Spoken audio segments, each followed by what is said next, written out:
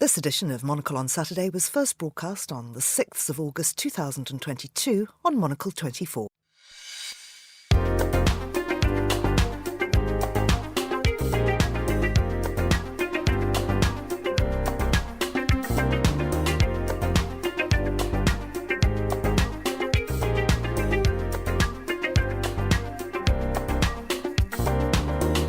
Hello, I'm Georgina Godwin, broadcasting to you live from Midori House in London. This is Monocle on Saturday. Coming up on today's show, I'll be joined by the journalist and broadcaster Nabila Ramdani to go through the day's papers, and then Monocle's contributing editor Andrew Muller. We learned to our initial bafflement that Trump had arranged for his late first wife, Ivana, to be the first person buried at Trump National Golf Club in Bedminster, New Jersey, in, if you will, a 19th hole. And we'll have a letter from New York from our correspondent in the city, Henry Rees-Sheridan. That's all ahead here on Monocle on Saturday on Monocle 24 with me, Georgina Godwin. First, though, let's have a look at the headlines.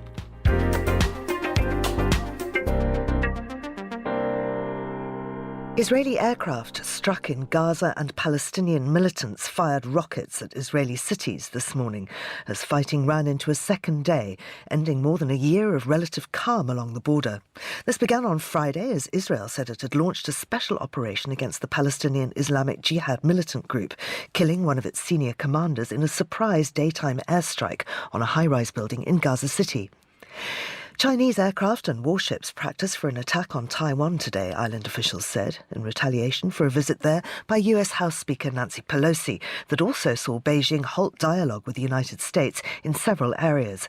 Pelosi's brief unannounced visit during the week to the self-ruled island claimed by China infuriated Beijing and has prompted unprecedented military drills that have included ballistic missiles fired over the capital, Taipei.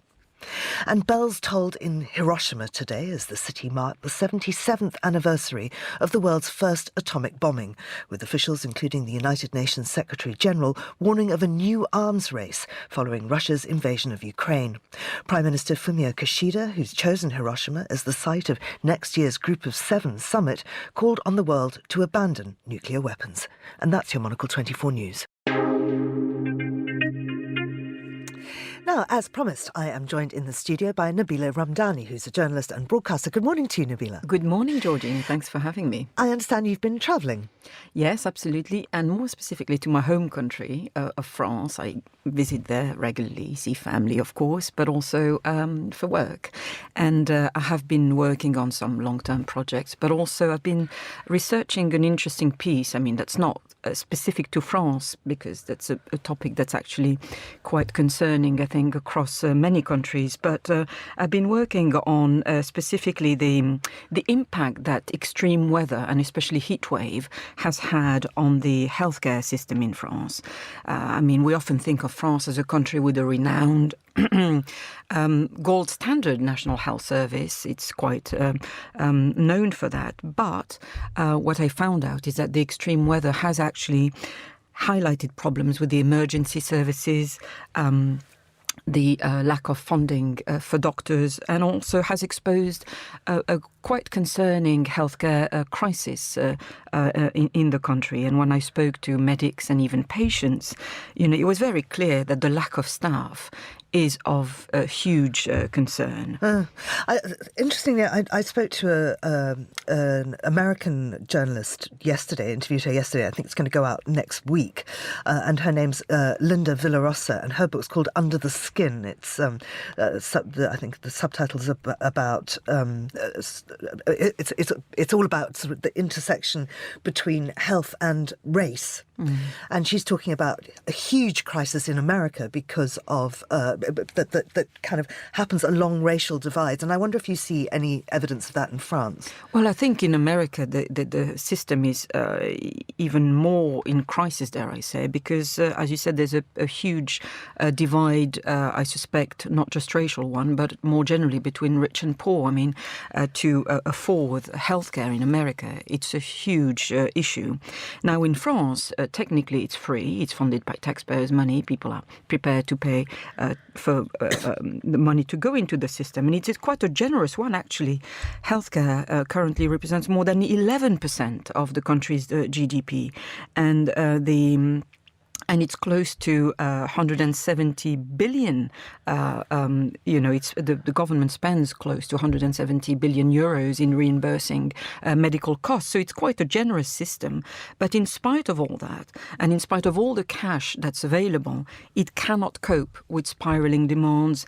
And generally, staff are being asked to do more for less pay. And you can just imagine how the rates of burnout and how high they are. Just to give you an idea, more than 120 accident and emergency services have had to shut down in recent years because of a shortage of personnel. And dare I say, the coronavirus pandemic didn't help, because it was another emergency health story that, of course, caused much damage. And it led to, astonishingly, 15,000 staff being sacked for refusing to get vaccinated. So all of that added to the burden. Yeah, absolutely. I see that the Times in London today is reporting on the fact that the lack of beds and staff in the NHS here is just a huge crisis. And of course, as you say, all of this exacerbated by these heat waves, which of course itself comes obviously from climate change. And it's desperately important nations keep speaking to each other particularly on climate.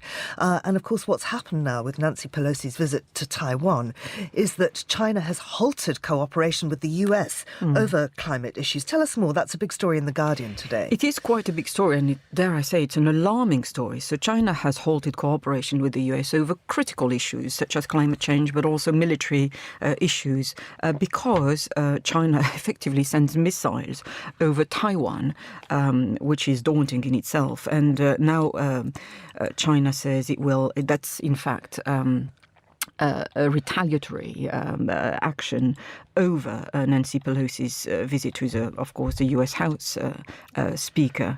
Now, they have been infuriated by her visit because they see it as another example of America, dare I say, butting its nose into a sphere of influence that they should have nothing to do with. And, that's the kind of realpolitik stories that are often ignored by the media for months and even years on end, and then they burst into life. And when they do, they're quite, terrifying, because the Chinese have responded in quite with some, I would say, extreme saber rattling of their own. We've seen them mobilizing troops and warships, as well as showing off the nuclear arsenal. And they've even fired ballistic missiles over the island of Taiwan for the first time. So it is quite a stark reminder, actually, of the build-up to the full-blown Russian invasion of the Ukraine. And it just shows how things can escalate very quickly indeed. Absolutely. Well, let's find out what else has happened over the last week with Andrew Muller.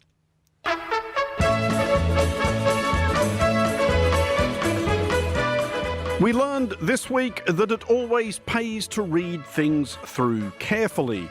We are indebted for this lesson to Southend United Football Club, who, after successive relegations within the last few seasons saw them dumped out of the Football League, probably assumed that at least 2022 could burden them with no greater humiliation.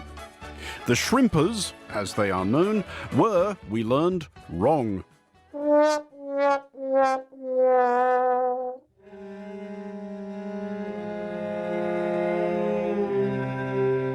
We learned that Southend United, despite their recent and prolific on-pitch mishaps, had nevertheless somehow persuaded a local business to part with much-needed sponsorship cash in return for naming rights to the West Stand at Southend's generally under-occupied home ground, Roots Hall. Are you with me so far? Excellent.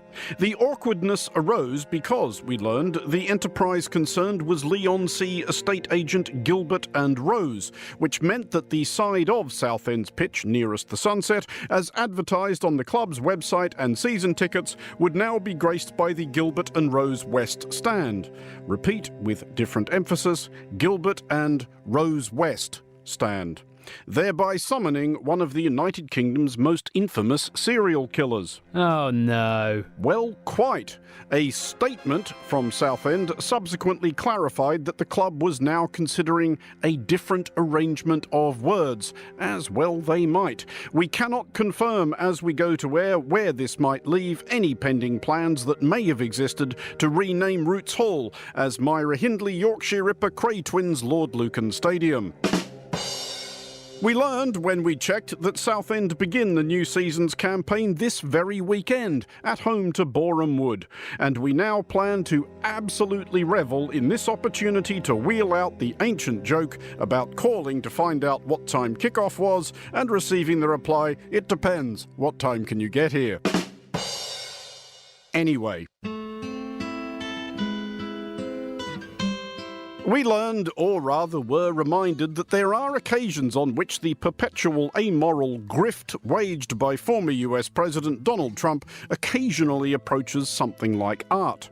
We learned, to our initial bafflement, that Trump had arranged for his late first wife, Ivana, to be the first person buried at Trump National Golf Club in Bedminster, New Jersey, in, if you will, a 19th hole. Come on, it was right there. Also, I know we've got a golf noise clip. We used it the other week. There it is. But we learned further to that New Jersey law offers considerable write-offs to cemetery land, exempting it from sales, business, income, inheritance, and other taxes. A couple of interesting questions therefore arise. Is it possible that we are rushing to judge all concerned far too harshly, and that there actually is a more wholesome and pure-hearted explanation for this apparently unorthodox choice of location of Ivana Trump's final repose? Yes. However, is it altogether more gratifying to just go ahead and assume that Donald Trump picked it for tax reasons? Also yes. Happy as ever to help, and by way of making sense of the soundtrack we have chosen for this bit, if Trump is planning to make a serious go of the combined golf course cemetery setup, he can have as our gift the name Fairway to Heaven. Sticking with the subject of portly bloviators who have long grifted a living by pandering to the seething paranoid fantasies of hard-of-thinking Americans, we learned from the ongoing legal travails of foil-hatted fulminator Alex Jones that sometimes bad things do happen to bad people. Mr. Jones, for the benefit of listeners who wisely tuned his conspirazoid news agency InfoWars out some years back, is currently being sued in an Austin court for defamation by the parents of one of the 20 children killed in 2012's massacre at Sandy Hook Elementary School, a crime which Jones has repeatedly told his large audience of credulous yokels was a hoax. We also learned from the following glorious revelation from the parents' lawyer that Jones' attorneys may not be the finest legal minds currently at large on the North American continent. Mr. Jones, did you know that 12 days ago, your attorneys messed up and sent me an entire digital copy of your entire cell phone with every text message you've sent for the past 2 years, and when informed, did not take any steps to identify it as privileged or protect it in any way. And as of 2 days ago, it fell free and clear into my possession. And that is how I know you lied to me when you said you didn't have text messages about Sandy Hook. Did you know that? We also learned that the presiding judge, Maya Guerra Gamble, may not have been one of InfoWars' most devoted listeners. It seems absurd to instruct you again that you must tell the truth while you testify, yet here I am. You must tell the truth while you testify. This is not your show. Do you understand what I have said? Yes, I believe what I said was true. So I don't. Yes, you believe everything you say is true, but it isn't. Your beliefs do not make something true. That is what we're doing here. Just because you claim to think something is true does not make it true. And we also learned that still further hilarity may be tapped from this likely rich seam. We learned that among those now taking a close interest in the contents of Alex Jones' phone are the US Congressional Committee investigating the attempted putsch of January 6th, 2020, which Jones, a friend of and cheerleader for Donald Trump, did a great deal to crank up. A sound effect of popcorn popping would seem, at this time, appropriate. For Monocle 24, I'm Andrew Miller.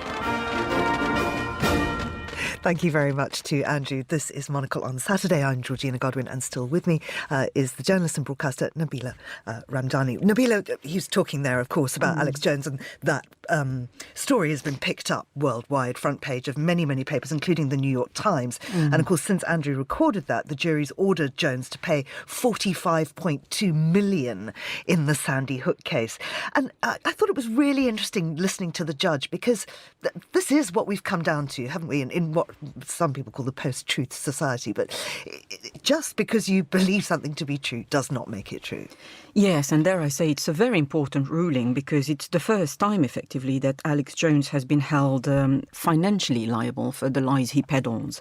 As Andrew said in his report, you know, he claimed that the Sandy Hook elementary school massacre was a hoax, and he claimed that it was faked by the government to tighten gun laws. It was basically used as an excuse to deal with the gun legislation in the US. And one shouldn't underestimate how, you know, distasteful, to say the very, very least, this story is all about. Because, you know, if we go back to December 2012, it started off as a normal morning in a new home in Connecticut. And then a 20-year-old kills his mother, picks up the guns, drives to the nearby local school, and guns down 20 children and 6 adults. And it's the terrifying routine reality of America. Yeah. How many Sandy Hook massacres has there been ever since? You know, it's absolutely, and to me, it says so much about how uncivilized America actually is. That's, you know, how unsafe people can feel and actually are. And it's a devastating indictment of the country. It has a lot going for it, but that shows that it's also a sign of a deep crisis within American society. And dare I say, America exports that gun culture around the world, not least of all through Hollywood. You know, and we see a terrifying, you know, projection of that is when we have terrorist attacks in Europe and around the world.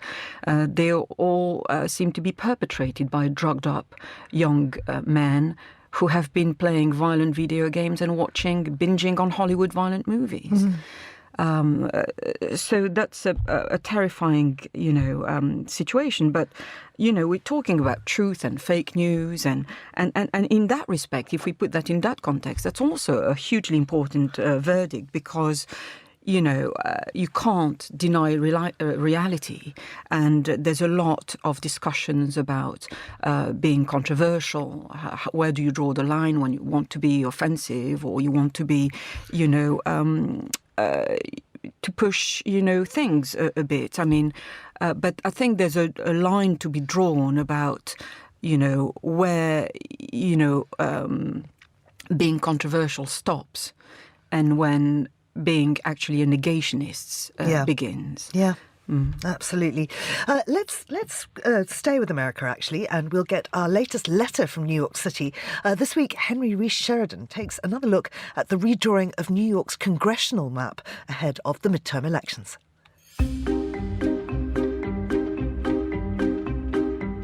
Many people, at some point in their lives, move somewhere for the sake of work. Maybe it's just to look for a job. Maybe your employer has asked you to move somewhere to take on a different role.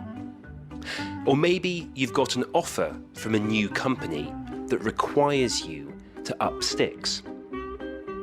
Whatever the specific reason moving for work is, like most things in life, a combination of good and bad, light and shade, annoying and not annoying. Having to say goodbye to friends and family, annoying. The sense of spiritual renewal that normally accompanies a move to even the boringest place, not annoying. Arranging for your sofa to be sawn in half so it can fit through the doorways and down the stairs of your apartment building, then be transported to your new apartment and fused back together on site, a service people actually pay for in New York City. Annoying. Recycling all your old trainers. Not annoying. Very satisfying. The point is, like everything in life, relocating is a mixed bag. But what if you had to relocate and it was just the annoying bits? This is the prospect that some lawmakers in New York City are facing.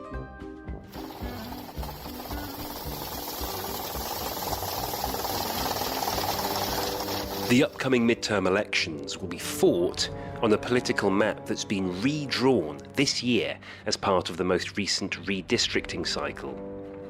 And as I've previously covered, the process has been controversial.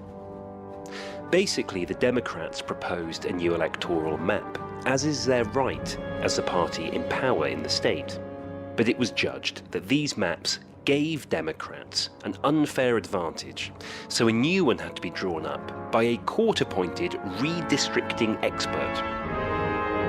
One of the many disruptive consequences of this is that some lawmakers have had their own homes drawn out of the districts they are running to represent.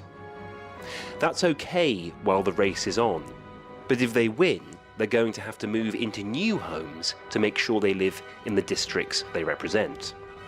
Imagine exactly the same job, exactly the same city, but you still have to pay for your sofa to be sawn in half like some kind of upholstered magician's assistant and moved at most a few miles away. One lawmaker, Joseph Adabo Jr., has said he might have to move back in with his mum if he wins his election.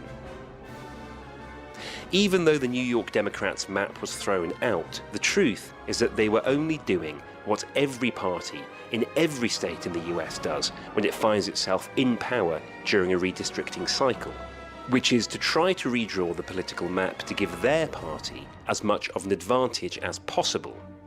This is called gerrymandering. In New York, the Democrats were held accountable for it. This isn't always the case. In Ohio, Republicans are maneuvering to fight the upcoming midterms on maps they've drawn up, despite them having been thrown out by the state Supreme Court multiple times. Endemic gerrymandering is often pointed to as yet another symptom of a broken American political system. But the truth is that gerrymandering happens all over the world, and while there are examples of gerrymandered maps that make no sense other than giving a particular party an advantage, there's no ideal way to draw up an election map. All political boundaries are to the advantage of some people and at the expense of others. That's what politics is about. Some boundaries seem neutral at first glance. For example, historical boundaries between wards or counties dating back hundreds of years. But sticking to these risks ignoring important demographic shifts as the population of areas fluctuates in size and composition. Even the criteria for drawing up electoral districts that seem obviously illegitimate can be used in a way that some people think is valuable. One of the most harmful forms of gerrymandering is when electoral lines are drawn to exclude particular ethnic and racial groups. Examples of gerrymandering being used in this way is all too common in the US. But sometimes representatives of ethnic minority groups actually want to be gerrymandered. For example, the most recent New York map that was thrown out included an extremely weirdly shaped 10th congressional district. It snaked all the way down the west side of Manhattan, then back up and around on itself into Bed-Stuy and Crown Heights, before coming south again into Boerum Hill and Carroll Gardens in South Brooklyn. The map made little geographic sense. But one of the aims of this weird district was to unite New York's diverse and geographically dispersed Jewish communities. Jerry Nadler, the 10th District's current representative, is the last remaining Jewish House member from New York. Some Jewish leaders have advocated for the ethnically gerrymandered district to be preserved to unite the city's Jewish voters and ensure that New York, which has a larger Jewish population than any other city on earth, retains a Jewish representative. So gerrymandering and redistricting is more complicated than it seems. When it's egregious, it should be called out. But just like moving home, drawing up political districts is doomed to be a chronically ambiguous combination of good and bad, light and shade, annoying and not annoying. Thank you very much to Henry Rees Sheridan in New York. And still with me in the studio is Nabila. Nabila, we've been flicking through the papers here. Really interesting piece on cyclists who are finally to face the same penalties as drivers when they commit a traffic offence. Yes, on the face of it, it's a contentious story, but I have to say I fully agree with the Transport Secretary's proposal. Grant Shapps is effectively, he wants tougher jail sentences for cyclists who cause danger. I mean, who are responsible for dangerous cycling up to the point of killing people. He effectively wants to close a loophole, meaning that riders who kill pedestrians, at the moment, they can only be jailed for 2 years, and he wants to criminalise it in the same way as dangerous car driving, for example. And this was all prompted by a campaign, really, which started when a mother, Kim Briggs, who was killed when she crossed the road in East London in 2016, and she was hit by an 18-year-old who was riding an illegal fixed-wheel bike with no front brakes at 18 miles per hour. And he was only jailed for 18 months because there was no legislation that existed to charge him with the equivalent of causing death by dangerous driving. So prosecutors had to rely literally on a Victorian legislation, the Offences Against the Person Act of 1861, which was originally designed to cover offences with horse-drawn carriages to secure a conviction in this case. So what Mr. Shapps wants to do is to get rid of that archaic legislation and make sure that cyclists are also prosecuted in the same way as motorists. Yeah. And I think this might extend to e-scooters, for example, which are hugely powerful machines. I mean, they're electricity powered and they're causing a lot of damage. And I think it was about time that such legislation was brought about. There's also concerns about the double standards. For example, there are no speed limits established for people driving a bike or indeed an e-scooter. And there's no drink driving legislation that applies to those vehicles as well. I think it's an important development. And it was about time it was brought about, frankly. Absolutely. Nabila, we've just got a couple of minutes before we have to go, so I have a very important question for you. Fire away. Did you ever have a Barbie doll? I did, actually, but I also had a Cindy doll, which was... The great rival. The great rival. Yeah. Not as busty as Barbie. Precisely. I think as I recall. I'm not quite sure what the difference was, actually. Was Barbie supposed to be more dolled up than Cindy? Was Cindy more practical and more... Well, I ask you this because The Independent has a big piece today on the rise of Barbie core. And apparently this is... It's not just fashion that's doing it, but it's all about pink, and in fact, one particular shade of pink. They call it saturated magenta tone, and it's a company that calls their tone orchid flower, and that's how they describe it. And you're seeing this hot pink everywhere, aren't you? Oh, absolutely. At the moment. Yeah. But actually, the piece is really interesting because it then, of course, goes back into Barbie's 1950s heritage and the fact that fashion is quite obsessed with nostalgia, and things do have a cyclical nature. Well, it is, and you only have to browse through Instagram nowadays to see that everything is pretty much pink. And even cafes and restaurants are now labelled as Instagrammable because of their pink setting. Yeah. And it's very popular for young women in particular and teenage girls to go and stand there and do fashion shoots and just post on their social media accounts. And I think it all goes back to that Barbie nostalgia, frankly. Yeah, although, of course, Barbie herself, as the article points out, has undergone a sort of feminist and more inclusive makeover. It's no longer just the blonde, busty Barbie. There's every kind of Barbie imaginable, isn't it? Yeah, it's still a Barbie. Well, on that note, let me just tell you that this year, the Danish group Aqua celebrates 25 years of their hit single, Barbie Girl. Yeah. It was quite something. Yeah. It really was. I thought it was. So that they're in fact going to re-release the album on September the 9th, and I, for one, cannot wait. Nabila, thank you very much indeed. Thanks also to our studio engineer, Nora Hull. I'm Georgina Godwin, and Monocle on Saturday will return at the same time next week. Thanks for listening.